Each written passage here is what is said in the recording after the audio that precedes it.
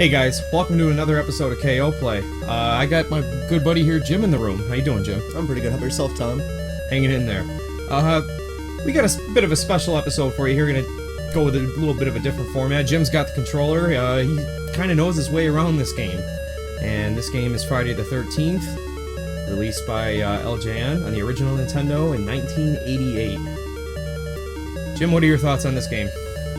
It's nothing like the movies, I can tell you that. Jason wears purple. That's pretty great. Yeah, there's actually an action figure you can get. Yeah, I've definitely seen that. What was it? iMockery.com was actually showing that, and they also did a release of Nightmare on Elm Street. Really? Yeah, they did. It's pretty awesome. The NES style? Mm-hmm. That's fantastic. See, I'm not aware, or I'm not familiar with the company that makes all these, but yeah. So Jimmy, why don't you show me around Friday the 13th? I'm very I've only played this game a handful of times. I played it when I was a kid. I bought it a couple years ago. I turned it on to see if it worked. I played a half hour. I think I lost all my counselors. I think everybody loses their counselors a lot. Even if you're a veteran at this game, it's really difficult, only because they only give you a handful of good characters, namely Mark and Chrissy. Everybody else is the slowest, worst athletic character known to man, honestly. In the time I've spent with this game, I've noticed as well that certain characters don't move quite as quick as others, so... They don't jump as high either. Pretty much you pick these guys if you want to get stuff done and avoid enemies, but the moment you hit Jason, like if you lose these two characters, you're done. Yeah. So, let's start off with a good character. Pretty much the premise of this game is you have to light all these fireplaces at that point, save the children whenever you hear the Jason alarm. That's really it. You gotta defeat the head of his mother. Kind of stuff in the movie. Yeah, I've seen that on other reviews. And there goes the Jason alarm. So what do you think about this whole map system? I mean, I know it throws some people off. It sure did with me the first time I played it. Well, if you look at the map right here, you're gonna see all the little cabins. And when you see the cabins, it's exactly where you have to be. So the little cabins are little ones. The big ones are the ones with the fireplaces in them. So there's pretty much markers for that. That makes sense. But, you know, at this time, you just rush. That's all you have to do. So it's pretty apparent of where you have to go. Like, they're really good about the background graphics of this game, which I'm surprised about. Like, yeah, it's like this scrolling thing that you don't see in many games, where the furthest background moves at a slower pace than the closer background, which is nice. They actually did that in Battletoads, and it gave it like a pseudo 3D effect, which I really liked about that game. Are you in the right cabin? Oh yeah. You can tell because it says Jason. Ah. And I'm gonna use a horrible character.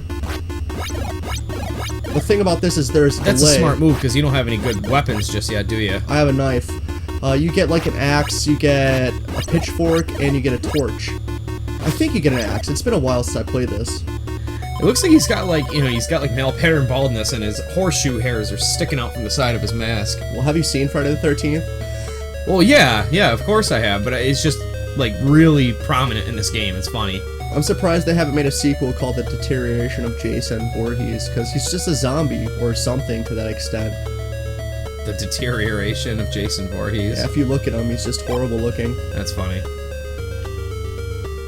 So the cool thing about this is that you can go to different cabins, and then when you get to that cabin, you can actually pass off the supplies you have. So if they get attacked, like, these are the main cabins where people will be, or at least close by children, so it's good to have the one character that collects all the stuff. Yeah. But like I said, the main focus You of could this, probably even use one as like a stash character too, couldn't you, if you had to like store some items? That's exactly what you do. You put the slower characters in so they're all amped up, ready to go. You can use them to heal you. When you go with a regular character, you give them a good weapon, and then you have them fight Jason. But with every passing day, he gets harder and harder. Another disorienting thing about this game is that pseudo 3D effect when you enter a cabin. Now, it's all pretty straightforward, and once you've done it a couple times, it's not that bad. It really isn't. But, you know, when you turn a couple times, you know, I can see where some people might get a little confused as to where you are in the cabin. Actually, it's not that hard. Well, each cabin consists of, what, a maximum of, like, 2 or 3 rooms? Something like that. The smaller cabins are that way. The bigger cabins are a little bit different because you're looking for a fireplace. But literally, all you have to do is hit left or right, back or forward, and you get to the point. You know, right when you hit a dead end, you're gonna know it. But it's just a matter of exploration. Like, no one's gonna get it right. Right. But honestly, this is a lot more cleaner than, let's say, Fester's Quest, where you're going into a 3D factory. Yeah. Like, it was a cool effect. It still is a cool effect for Nintendo, but for someone to sit there and just have to do this the entire time, like, literally every big cabin's exactly the same way. Not even kidding. LJN was actually pretty ambitious in a lot of their games and a lot of the way they approached them. At the time, these sorts of things were not common, and most of their games are they vary from game to game greatly. You know, I'm thinking Back to the Future, I'm thinking, what's the one, X-Men, I'm thinking, you know, none of these games were very well done either, I mean, obviously, but I like this one a lot. I agree, like, this is one of the more polished games, but, like, I kind of see where you're coming from. They were just really the masters of their generation. I think they're like the Tiger Electronics of their generation. That's a good one to say. It's true, because, like, they got all these awesome licenses, but, you know, what do you expect them to do with a horror movie game? Like, they did exactly what they had to do. They put you in a camp, and you fight Jason. Like, there's no way they could have got away with you being a slasher in this game. Like, that's too much, to be honest with you. You can't spill blood in this game. Yeah. You can act like you can. Well, that's Nintendo of America as well, you know, they... Family fun, squeaky clean entertainment for years and years. Well, they had the ironclad stranglehold of licenses. Oh, yeah, back in the NES days? Or NES days, what did I say, SNES days? No, ever since the NES. Yeah. They were actually pretty particular about it during the Atari generation, too, when they were selling off their Donkey Kong license. Ooh. It was only like a bar. Ooh. The only thing that really just irks me about this game is the fact you can't pick up multiples of weapons. What do you mean? Well, if I had, like, more than one knife, I'd hand one off to a character in this, but I can't do that. I see. I see what you mean. So you would actually have to take one of the other counselors out and, you know, find another knife. Exactly. Separate. I see. Let's find Jason. Oh, it's so eerie now that it's in the dark. Yeah, that's the cool thing about this game is the transition from, oh no, light to, dark. You gotta really watch his pattern, because he'll start getting a little bit more aggressive. So, you literally have a second to do this, or you're gonna get shot. Right. Yeah, you gotta get him, when he's in your line of fire. See, you win for now. Well, the funny thing about this is, if you didn't know, they were going to make a ton of horror movie games for the NES. Like, they were making a Hellraiser game, and it never came to fruition, but it would have been pretty sweet to see what they would have done with that. You can almost guarantee LJN would have got their hands on it. Actually, it was Mindscape that got their hands on that. They were a PC Really? developer, yeah. But it never came out. Like, it's just one of those games that you just couldn't make because it's Hellraiser. What are you going to do? Yeah, right? It's a puzzle game. That's what I would have done, is like a 3D Tetris. But with Pinhead saying, "Welcome." The pleasures you shall see. I love those movies. You know what's a decent LJN game that I don't have is The Punisher. I thought you had that game, actually. No, I don't. It's not bad though, because I've played it on a ROM. If you like that kind of... How would you even describe that? I wouldn't call it a shooter on rails, or is that the correct term? I would definitely say it was a shooter on rails. Okay, well I know because, like, you know, the screen kind of scrolls for you and everything, but when I think shooter on rails, I think of, like, Star Fox, where you're in a ship. I mean, it's the same concept, like, it's the same concept where you get this illusion of freedom to move, but you're always still going in the same direction, so I guess that would be a good one to say. Well, they had Generation X, you know, and that, like, sniper scene in Gogol 13. Yeah.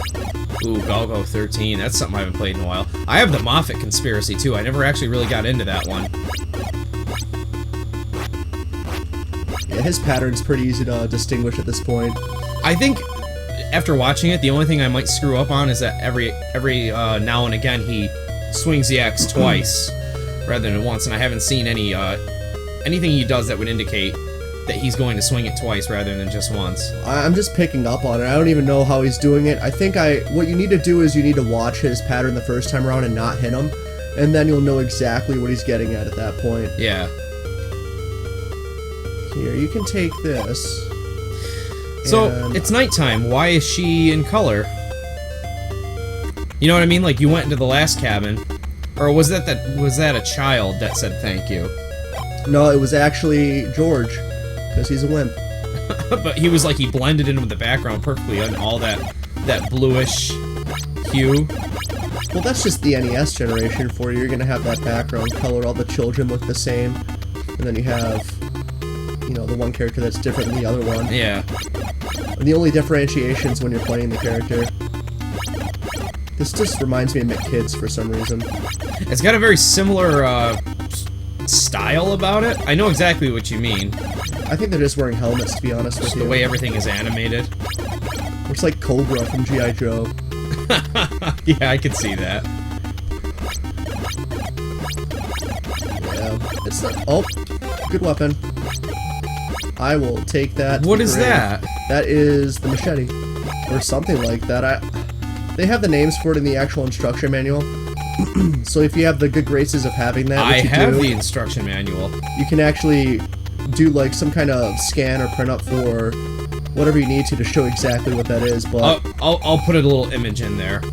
Crap, I went That's the wrong for sure. way.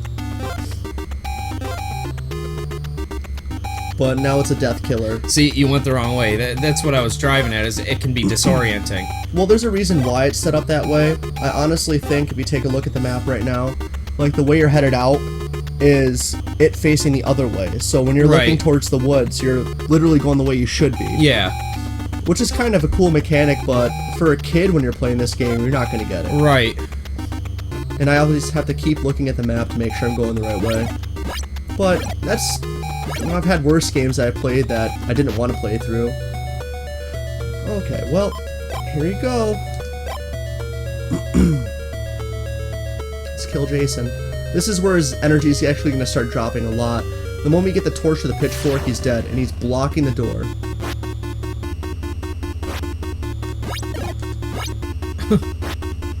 See, he'll stop for a little bit, so I don't even know how I'm picking this up, but I'm going to. Well, you're doing a lot better than I would have been doing at this point. It's character management. That's really all it is. And who's the other one? Chrissy, right? She's really good. Oh yeah, so I'm using the good character.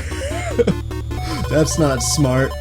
The one thing that really just blows my mind about this game is that they'll have Jason, I assume he's torturing these people, and then that's really it. You know, you go in there with a character that would normally have full health, and then he just dwindles it down, so they're kind of being a little aggressive about that. Yeah. It's like, that's fine. Do what you have to, but don't take my character's health. Just makes it a little bit harder. So how many fireplaces in total are there? Every big cabin is a fireplace. So on the map screen, I didn't actually have a chance to count them. Let's take a look. You don't have to light them all. They say you do, but let's see. So 1, 2, yeah, 3, 4, 5, 6, 7, 8, 9, 10? Yeah, you like have 10. 3 in the woods, and then you have just Oh, they're in the woods. Yeah, okay. so Are they? Oh, I see. They're indicated. Okay. So- Oh, there's 2 separate sets of woods. So what you're doing between matches with Jason is just lighting these things, and here he comes. How'd you know? How did you know that? Because the actual screen stops. Oh no. Oh. Oh. Bastard. Do you have any potions you could use? I have 1 in reserve, I assume. That's fine.